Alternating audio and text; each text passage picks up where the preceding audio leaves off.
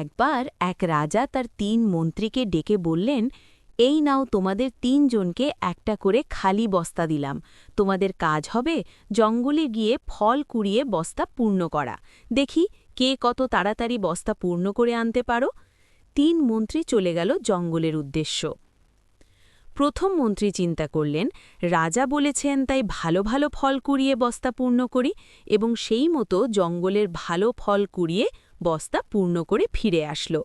দ্বিতীয় মন্ত্রী চিন্তা করল, রাজা তো সব ফল দেখবে না, তাই হাবিজাবি পচা ফল দিয়ে সে বস্তার নিচের দিকে পূর্ণ করে এবং বস্তার ওপরের দিকে কিছু ভালো ফল দিয়ে বস্তা পূর্ণ করে ফিরে আসলো।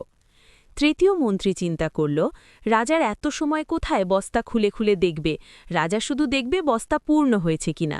জঙ্গলের মরা পাতা ঘাস কাঠ দিয়ে বস্তা পূর্ণ করে ফিরে আসলো। ৩ মন্ত্রী রাজার দরবারে হাজির। রাজা সবার বস্তা পূর্ণ দেখে খুশি হলেন। রাজা বস্তাগুলো খুলেও দেখাশোনা। তৃতীয় মন্ত্রী নিজের বুদ্ধির কথা চিন্তা করে নিজেকে বেশ বুদ্ধিমান ভাবতে লাগল।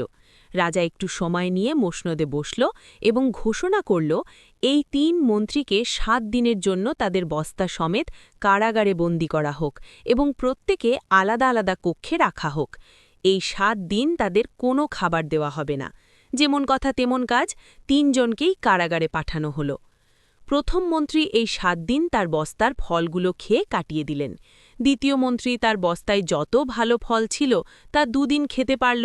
বাকি দিনগুলো বস্তার পচা ফল খেয়ে কাটানোর চেষ্টা করল, কিন্তু তিনি অসুস্থ হয়ে পড়ল।